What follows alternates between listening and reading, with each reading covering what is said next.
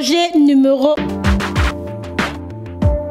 Bienvenue dans votre émission préférée Pêche au projet sur Investi Média, le média des investisseurs. Aider les populations à assainir leur alimentation est le rôle que certains promoteurs de projets se sont assignés. Manque ou excès d'apports alimentaires, la malnutrition affecte autant les enfants que les adultes. Et M.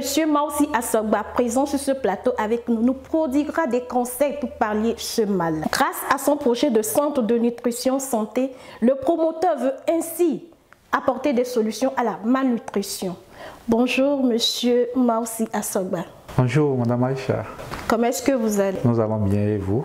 Je vais également bien. Pouvez-vous vous faire connaître davantage aux téléspectateurs? Comme vous venez de le dire déjà, je réponds au nom de Assogba Maussi. Je suis nutritionniste diététiste de formation. Je suis responsable de Centre Nutrition Santé. Dans Centre Nutrition Santé, nous avons principalement 3 volets. Le premier volet, c'est la consultation nutritionnelle. Nous recevons des clients en consultation et après le diagnostic, nous leur prescrivons des régimes diététiques adaptés à leur pathologie. Maintenant, le deuxième volet, c'est la production des bioaliments que nous dénommons généralement biofarines. Nous avons plusieurs types de farines. D'ailleurs, c'est avec ces farines que nous récupérons certaines pathologies de nos clients que nous recevons en consultation. Le troisième volet, c'est la restauration diététique. Nous menons des démarches auprès des services publics ou privés et nous avons des contrats. Après, nous menons des diagnostics au sein de ces services. Et maintenant, chaque jour ouvrable, nous livrons des plats diététiques en fonction des pathologies de ces clients. Monsieur Maussi Assogba, vous avez employé plusieurs fois le mot diététique, mais qu'est-ce que c'est en fait? Oui, Madame Aïcha, vous avez bien remarqué. Au fait, la diététique, c'est l'ensemble des mesures et des pratiques culinaires permettant d'avoir un aliment ou un plat sain et nutritif. Aussi, dans votre présentation tout à l'heure, vous disiez que vous êtes nutritionniste. Bon, nous, on veut savoir qu'est-ce que c'est qu'un nutritionniste. Au fait, un nutritionniste, c'est un professionnel de la santé.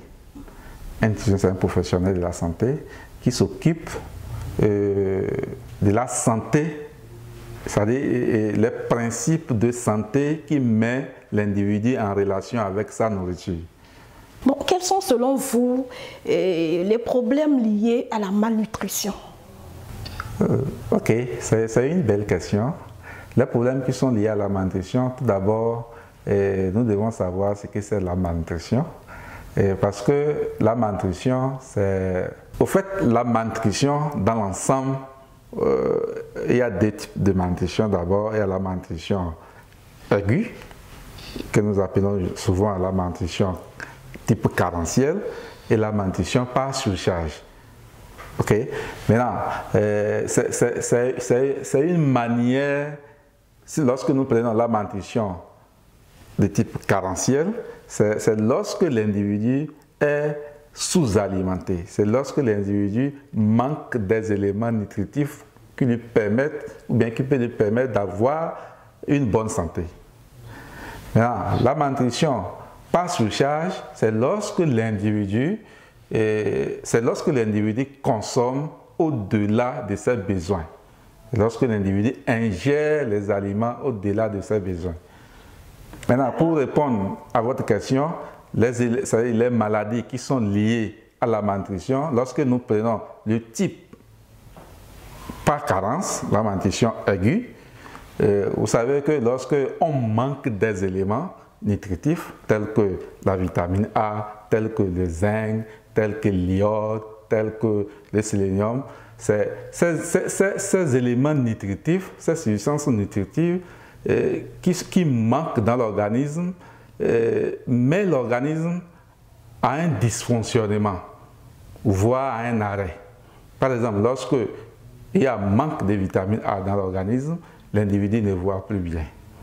L'individu ne voit plus bien, soit il voit flou, soit à un moment donné, il ne voit plus. Lorsqu'il y a manque de zinc, on peut avoir la bouche ou la gorge sèche. Si c'est un homme, il peut arriver à un dysfonctionnement érectile. Donc, ça veut dire que c'est l'élément qui manque dans l'organisme humain qui causent la maladie à l'individu. Maintenant, lorsque nous prenons la malnutrition par surcharge, les maladies qui sont liées, nous connaissons tous, et c'est ça, souvent nous voyons physiquement, il y a l'obésité, qui est un carrefour métabolique à toutes les autres maladies chroniques.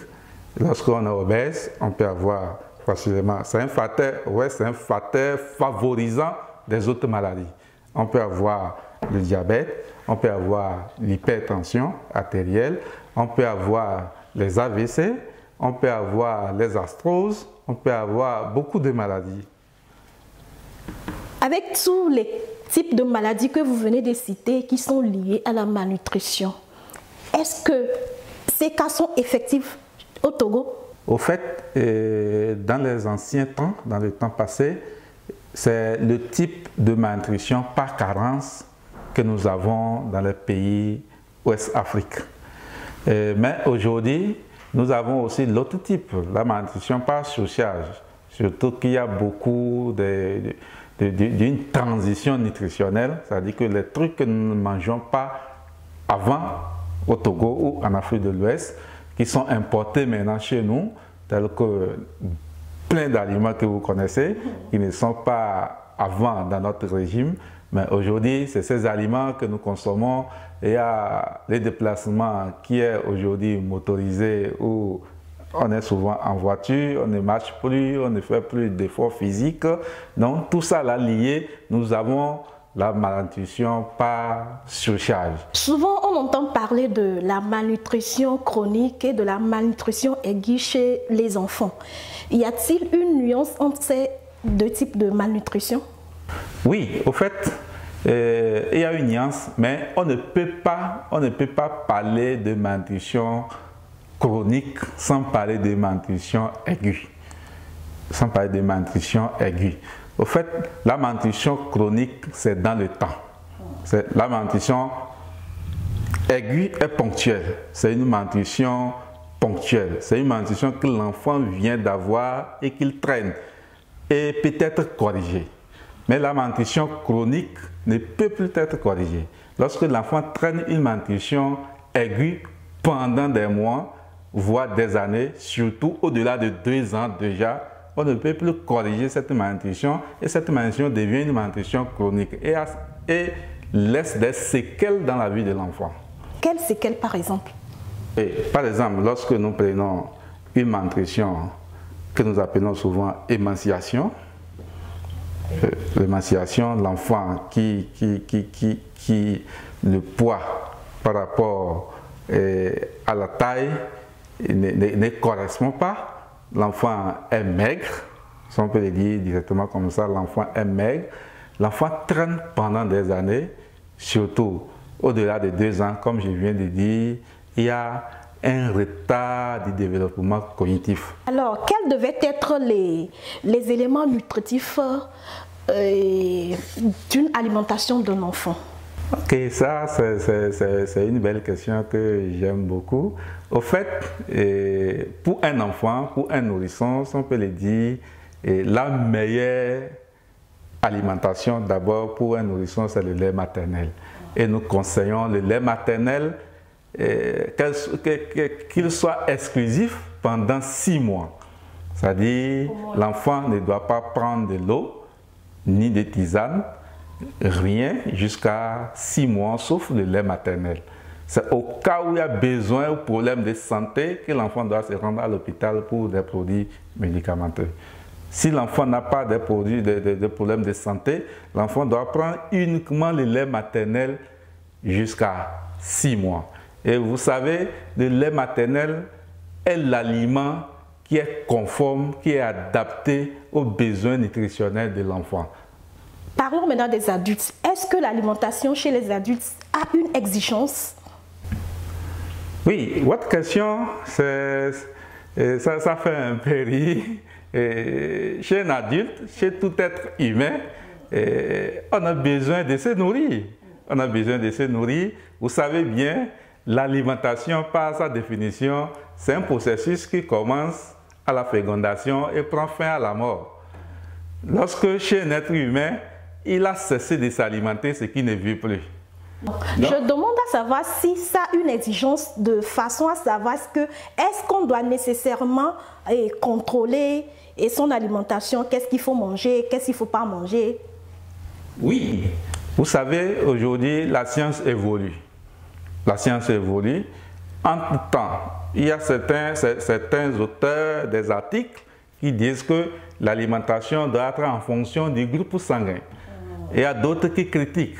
Mais aujourd'hui, lorsque vous rentrez dans des bases de données scientifiques, telles que INARI, telles que beaucoup de bases de données scientifiques, vous allez comprendre qu'il y a plusieurs scientifiques, beaucoup de scientifiques qui commencent par accepter que l'alimentation doit être en fonction du groupe sanguin. D'où l'alimentation devient une exigence. On doit manger ça et on ne doit pas manger ça. Bon, maintenant, lorsqu'on est là, lorsqu'on ne veut pas aller dans ce domaine pour dire qu'on doit manger en fonction du groupe sanguin, l'organisme même a des préférences. L'organisme a des préférences. L'organisme, lorsque tu consommes à vue d'œil, on peut dire je préfère ça, je ne préfère pas ça. Je n'aime pas ça, j'aime ça. Mais on peut aimer et on consomme, mais l'organisme rejette. Donc, du coup, dans ce sens aussi, on a des préférences, on a des exigences. C'est-à-dire l'organisme a ses exigences et l'individu même a ses préférences aussi. D'accord. Parlons de la malnutrition et de la sous-alimentation. Ces deux expressions semblent avoir la même signification ou bien? Oui, c'est la même signification, mais un peu beaucoup plus... Mais il y a une petite différence. Et comme on vient de parler de la malnutrition, c'est une carence, c'est un système, c'est une carence au niveau de l'organisme ou une surcharge. Mais la sous-alimentation, en fait, c'est beaucoup plus poussé. C'est beaucoup plus poussé plus que la malnutrition. C'est que l'individu est en situation où il ne trouve pas à manger. L'individu est en situation où il ne peut pas peut-être même trouver une fois à manger dans la journée. Il est sous-alimenté. Dans ce cas alors, quelles sont les maladies liées à la sous-alimentation? Au fait, dans ce cas, les maladies qui sont liées à la sous-alimentation sont pratiquement les maladies qui sont liées à la malnutrition par carence. À la malnutrition par carence. Mais ça devient dans ce cas un cercle vicieux. Ça devient dans ce cas un cercle vicieux. On est sous-alimenté, l'organisme se puise, c'est comme c'est un système de jeûne prolongé. L'organisme se puise, l'individu devient maigre, l'individu perd du poids, l'individu peut être infecté parce que le système immunitaire diminue, il n'y a pas de l'énergie dans l'organisme, il n'y a pas des antioxydants, il n'y a pas de vitamines, il n'y a pas de sels minéraux, donc l'individu devient faible, l'individu se sent faible. Donc, il y a des maladies comme l'asthénie, la fatigue générale, l'anémie. Il y a plein de maladies qui sont associées. Maintenant, puisque ces maladies s'installent, l'individu n'a plus le goût de consommer. Même si on apporte l'aliment, s'il y a des aides alimentaires, l'individu n'est pas en mesure, n'est pas capable de consommer l'aliment.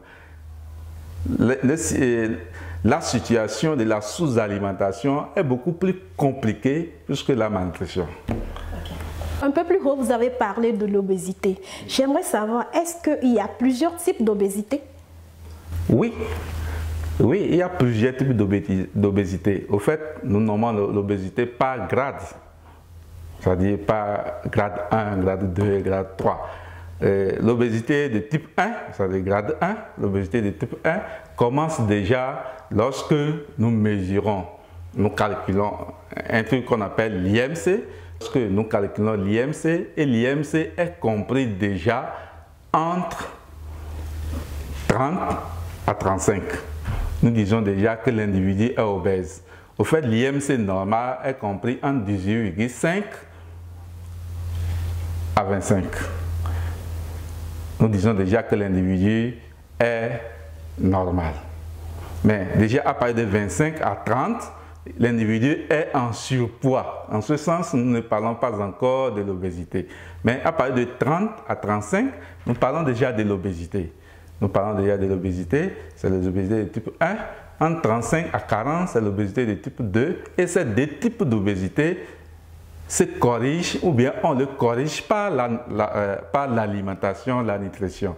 Mais à partir de 45 en avant, c'est l'obésité qui est beaucoup plus compliquée et c'est par la chirurgie qu'on corrige ce type d'obésité.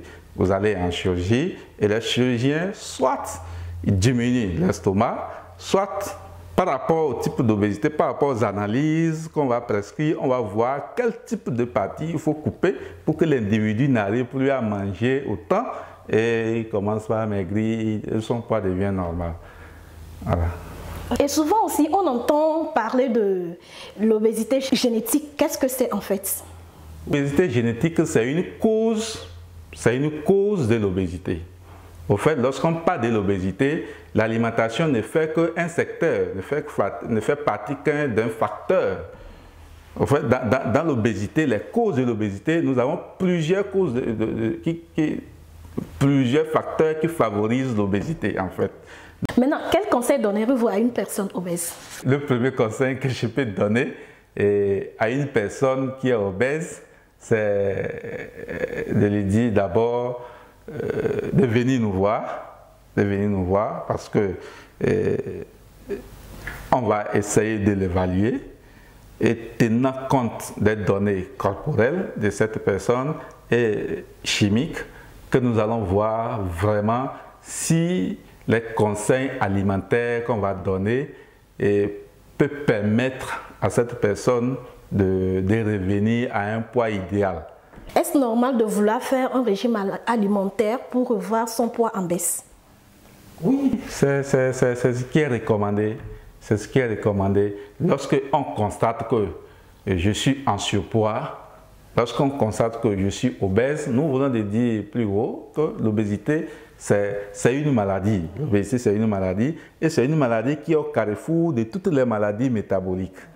Lorsqu'on est obèse, on peut avoir facilement plusieurs maladies. Donc, c'est exigeant, c'est important que l'individu commence par chercher à appliquer des régimes, et non seulement des régimes, à faire de l'activité physique et commencer par contrôler son poids pour pouvoir voir si vraiment il peut ramener le poids en baisse. Vous êtes un responsable de centre de santé nutrition et vous êtes déjà en activité. Oui. Vous cherchez un financement. Oui. À quoi servira exactement ce financement recherché? Oui, et je viens de présenter un peu Centre Nutrition Santé. Nous avons commencé Centre Nutrition Santé depuis 2017. Réellement, nous avons commencé l'activité, nous avons fait l'ouverture réellement le 29 avril 2017. Et jusqu'à aujourd'hui, nous voyons qu'il y a beaucoup de défis. Il y a beaucoup de défis. Il y a juste présenté 3 volets que le centre fait actuellement, mais nous avons encore beaucoup plus de vision. Nous avons encore beaucoup plus de vision, surtout que le gouvernement togolais conseille l'entrepreneuriat pour consommation locale et vous voyez qu'il y a beaucoup de transformations dans notre pays, mais il n'y a pas encore un laboratoire digne de ce nom pour voir si ce que celui-ci produit a vraiment ce qu'il est écrit sur l'étiquette, si ce que celui-ci produit peut vraiment être nutritionnel. Donc nous envisageons avoir un laboratoire propre que nous dénommons déjà laboratoire bromatologique pour pouvoir analyser chaque aliment pour voir s'il y a vraiment ses vertus, s'il y a vraiment les éléments nutritifs que nous lisons dans des bases de données scientifiques, disons, base de données pour l'Afrique de l'Ouest, base de données INARI pour les Européens, tout ça. Est-ce que vraiment nos aliments que nous cultivons dans nos pays ici, nous les avons? Nous avons ces éléments nutritifs dans ces aliments. Le coût de votre projet s'élève à combien? Le coût de projet s'élève aujourd'hui à 33 millions. C'est le projet que nous avons déposé chez vous, ici. Mais en dehors de ça, nous réfléchissons, nous continuons pas à réfléchir. Et par exemple, dans le projet que nous avons, dans le plan d'affaires que nous avons déposé chez vous ici, il n'y a pas volet laboratoire bromatologique. Et pour installer un laboratoire bromatologique, c'est des millions. C'est des millions. Mais actuellement, c'est que nous avons déposé chez vous, en termes de plan d'affaires, c'est 33 millions. Et ce que nous recherchons, chez vous, c'est 27 millions. Est-ce que vous avez un apport personnel? Oui. L'apport personnel n'est pas peut-être numéraire, n'est pas peut-être physique comme ça en banque ou bien en caisse. Mais à chaque fois que nous évoluons depuis 2017, nous réalisons des choses au niveau de l'entreprise. Actuellement, au jour d'aujourd'hui, l'entreprise est construite. Nous avons un siège, nous avons un truc qui appartient à l'entreprise aujourd'hui. Ouais. Donc, il y a beaucoup de choses que nous évoluons, nous pensons faire. Monsieur Maussi Asogba, est-ce que vous êtes sollicité un peu partout dans le pays ou c'est uniquement à la capitale que vous travaillez? Oui, par rapport à cette question, nous sommes partout dans le pays, nous allons partout dans le pays. Et nous pouvons dire que nous parcourons pratiquement au jour d'aujourd'hui toutes les communes du Togo. S'il arrivait aujourd'hui que votre projet est financé, quelles dispositions prendrez-vous pour rembourser? Oui, comme nous venons de dire déjà que nous avons plusieurs visions au niveau de l'entreprise par rapport au laboratoire bromatologique que nous venons de dire. Et le financement que nous recherchons actuellement, c'est pour le renforcement des centres de nutrition santé. C'est ce que nous faisons déjà et nous sommes sûrs de ça. C'est ce que nous faisons déjà au niveau du centre. L'option pour le remboursement que nous envisageons, ça dépend de l'investisseur. Et ça dépend aussi de l'institution bancaire. Il y a certains qui peuvent dire que c'est 3 ans, d'autres peuvent dire c'est 5 ans, d'autres peuvent dire même c'est 2 ans. Ça dépend et c'est mensuel. Voilà. Bon, aujourd'hui, est-ce que les gens ont compris le bien fondé de la nutrition? Oui, au début, comme je l'ai dit que nous avons commencé en 2017 jusqu'en 2018, c'est un peu lent. Mais au jour d'aujourd'hui, nous avons compris que beaucoup de personnes comprennent que les problèmes de santé dépendent de leur alimentation. Et même s'ils ne viennent pas en consultation, ils viennent acheter nos produits que nous produisons. Voilà. Donc, quel conseil donnerez-vous aux téléspectateurs qui nous suivent pour une meilleure prise de conscience, pas seulement aux téléspectateurs, je fais partie également, pour tout le monde afin de prendre une meilleure conscience dans la nutrition? Nous disons que l'alimentation, la nutrition, la santé, c'est-à-dire la thématique alimentation, nutrition, santé, c'est un système qui est étroitement lié. On ne peut pas parler de l'état de santé satisfaisant sans parler de l'état nutritionnel satisfaisant. Lorsque tu te nourris mal, c'est que tu vas forcément avoir des problèmes de santé. Tu vas forcément avoir des problèmes de santé. Et même aujourd'hui, on parle des infections, pas de virus partout. Lorsque tu as un système immunitaire fort, tu ne vas pas rapidement attraper la maladie. Et pour avoir un système immunitaire fort, c'est que tu vas bien te nourrir. Le système immunitaire bien en présence, c'est qu'elle est liée à une bonne alimentation. Donc, nous disons à tous ceux qui nous suivent qu'il faut une bonne alimentation. Il faut que l'alimentation de chaque jour soit équilibrée. Et lorsque nous parlons de l'alimentation équilibrée, il faut que chaque plat contienne des féculents, parlons de féculents, nous voulons parler du foufou, du riz, des spaghettis, des crômes, du gnam, tout ce que nous pouvons prendre et avoir l'esprit dans la tête que je dois chercher une sauce. Il faut que l'alimentation de chaque jour comprenne de féculents. Maintenant, comprenne de sauce, l'alimentation, il faut qu'on ait de la sauce et cette sauce soit une sauce légumes. Et que cette sauce soit en abondance. Il faut qu'on ait beaucoup de sauces qui accompagnent de féculents. Maintenant, il faut avoir une protéine. Ça peut être de la viande ou le fromage ou le poisson. Et maintenant, il faut avoir des fruits à côté et de l'eau à côté. Maintenant, lorsque les trois plats de la journée, c'est-à-dire petit déjeuner, déjeuner, dîner, est toujours équilibré, maintenant, nous pouvons prendre des collations à tout moment qu'on a envie de manger. Et là, nous renforçons notre système immunitaire. Du coup, nous sommes beaucoup plus en bonne santé. Maintenant, aux gouvernants, aux dirigeants, je dirais toujours qu'il faut replacer la politique nutritionnelle au cœur de la politique de la santé. Qu'est-ce que vous avez à dire aux potentiels investisseurs qui nous suivent?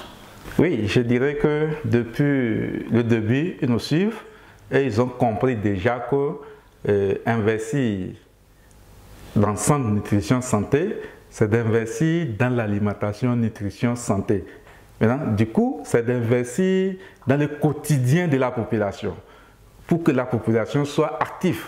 C'est d'investir dans le quotidien de la population pour que la population soit active. Du coup, si la population est active, la production est en hausse. Le développement qu'on souhaite est au rendez-vous. Donc, il faut qu'ils investissent dans notre projet pour que le développement que nous envisageons soit vraiment réel. Maintenant, quel est votre mot de fin? Oui, le mot de fin, tout d'abord à vous, Madame Aïcha, nous allons vous dire merci pour le temps accordé pour nous sur ce plateau. Merci aux dirigeants, tout d'abord au personnel et aux dirigeants de Diaspora Investi. Merci à tous ceux qui nous suivent. Nous invitons tout le monde à revoir chaque jour son plat, à revoir son alimentation pour une meilleure santé de la famille. Nous sommes très honorés de vous avoir reçu comme invité du jour. Merci beaucoup à vous, Monsieur Maussi Assogba. Merci beaucoup, Madame Aïcha. C'est à moi l'honneur d'être au milieu de vous.